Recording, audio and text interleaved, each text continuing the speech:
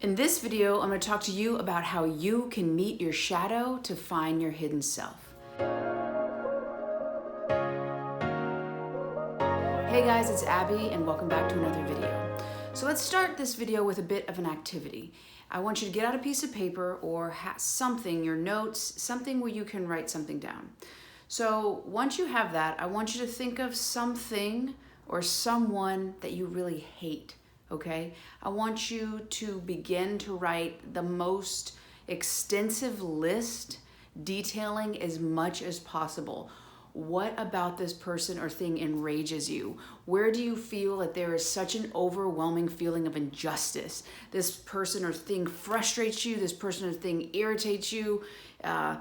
You can hardly take it. There's so much negative feelings about this thing or this person, okay? The more details you can think about, the cruelty, the meanness, the anger, all of it, I want you to write it down. Then, after you finish the list, I want you to go to the top of the page and I want you to write my shadow.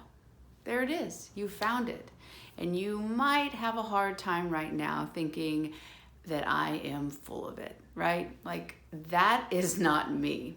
There's a reason they call it the shadow. You can't see it. It is hidden from you, but it actually isn't. It actually is more in front of us than we're aware of. There are things that trigger us to help show us who we really are inside. Now, when you look at this list, it is probably going to be a shock. It's probably going to be a huge identity crisis because you have this idea of who you are, and now you have these conflicting things, these things you don't like, and I'm telling you that's who you are. I really encourage you to continue to watch this video because I promise you that this information will change your life. I had no concept of this, and so long I went and I looked at other people and I was like, that's wrong, that's bad, I don't like that.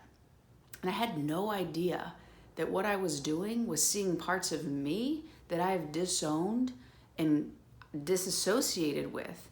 And I was simply judging them as I had already previously judged myself. So once I started to see that, I started to see me looking out and judging, or me looking out and disapproving, as a way to reflect back to me. Where am I doing that to myself? What am I doing, and where can I heal? Where do I need attention and love from myself? Once you do that, these things won't bother you. So let's get a little bit more into why this happens, the anatomy of shadows. So now that you understand that it's happening, or at least are open to the possibility of its existence, let's go to its origin. How does this happen? So when we're younger, we are brought up and we have some sort of caretakers. For most people, it's parents, it could be guardians, grandparents, somebody who's looking out for your basic well-being. Because when you're brought into this world, you don't have a chance. You can't feed yourself. You can't even change your diaper. You can't go to the bathroom without help. So you need help in your basic fundamental survival. So these people, this structure, your original culture, they're the ones that you need to fit in with because they are your survival. You need them to survive.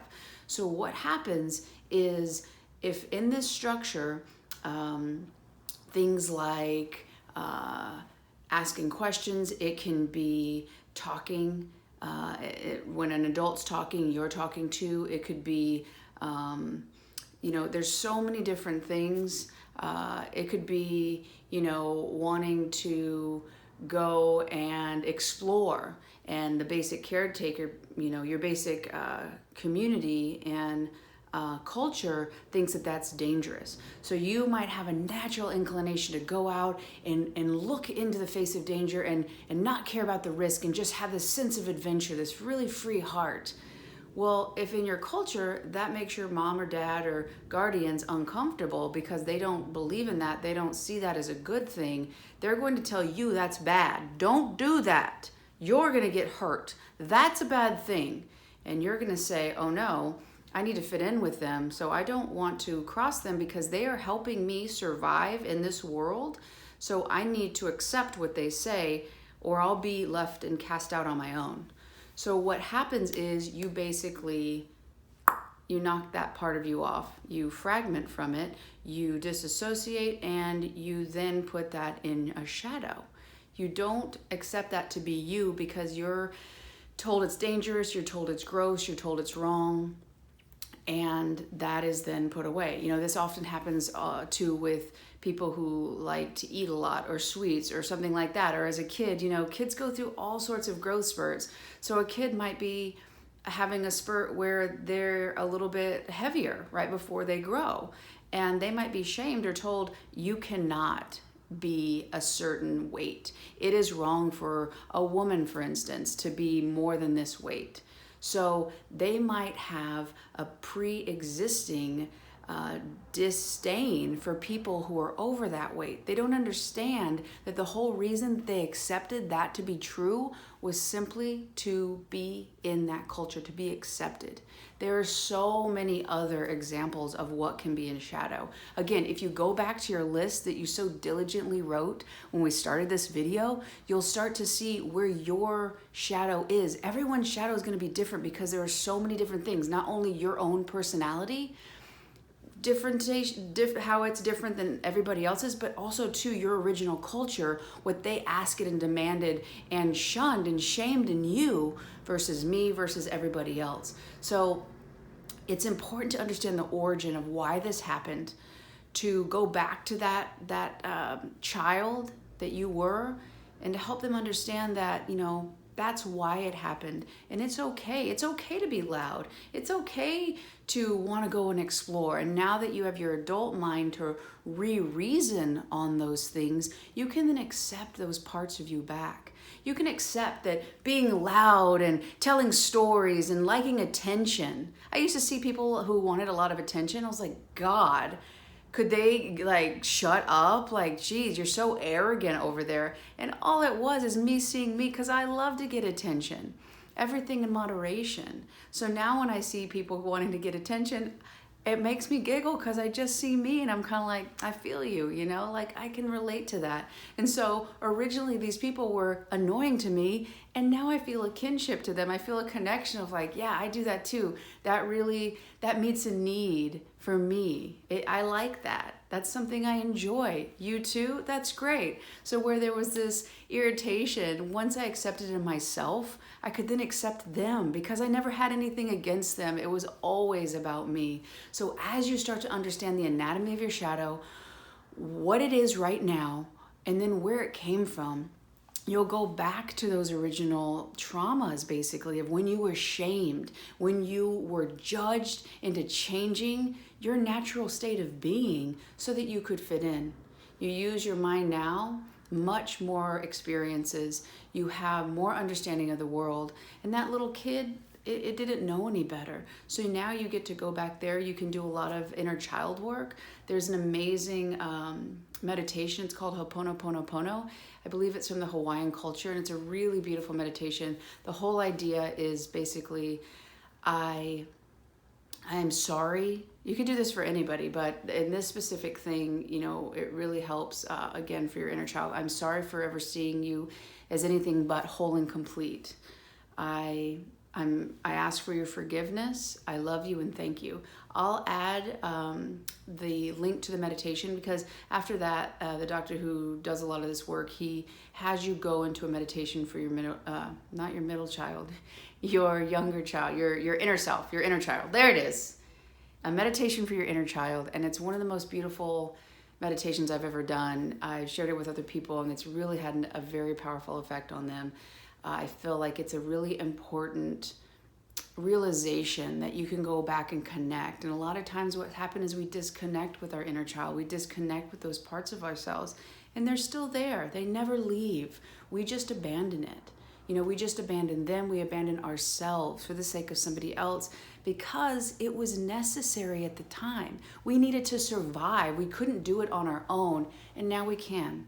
And now we can understand that that's what happened. Forgive and understand that everyone in that experience was doing the best they could. And go back in there and let that inner child of yourself know that you're here now and that you accept all the parts of yourself. Some might always be harder to understand or to accept, it doesn't mean you have to reject them. That is the ultimate definition of unconditional love. You love with no conditions. There are people in your life, I'm sure, sometimes they might make your eye twitch because they get on your nerves. But I would really, even that example, is that true? Or is it something about yourself that really irks you? Sometimes people do just get on your nerves. You could be tired, you could be just wanting quiet, and they're not doing that. So that is obviously a possibility. But a lot of times when you have these high intensity irritations, frustrations, enraging feelings, it's you. You're seeing you. And it's a beautiful opportunity for you to reconnect with yourself, for you to understand more of yourself, and for you to evolve and have a higher level of awareness about yourself. And therefore, automatically, your world will change because you change the way that you see. You see with a much more open mind, more compassion to yourself, which then automatically helps you be more compassionate to other people.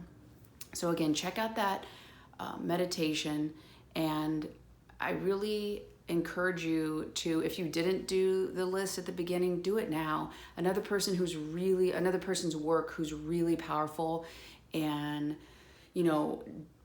breaking the idea that it's somebody else is Byron Katie. Her work is called The Work. She actually has a free app that you can download. So if you're having an issue with somebody, if you're having a situation that's really difficult, you download the app and you basically work through. And she has what she calls, she flips it. So it's, for instance, I'm really mad at that person. That person shouldn't blank. And eventually she'll turn around and you can see that it's actually you. Everything is always you. The external world is always a reflection of your internal world. So if that person out there is really, you're having a hard time loving them, automatically there's something about you, somewhere inside of you, that you're having a hard time accepting and loving too. So although it can be really frustrating and put you on edge, every time you have those moments, it's an amazing opportunity for you to understand more about you. And once you do that, you'll be able to see the world differently and be able to offer a lot more pure love to everyone you meet, and be more authentic, and therefore have intimacy. And that, I mean, into me you see. Teal Swan has that definition, which I think is amazing. You actually let people see you, and therefore you're actually able to see other people. There's not those filters and those barriers. So as you have more of that intimacy, just on an emotional level, you'll be able to form a lot stronger and more meaningful relationships in your life. So I hope you have enjoyed this video. I thank you so much, as always, for watching, and I'll see you on the next one.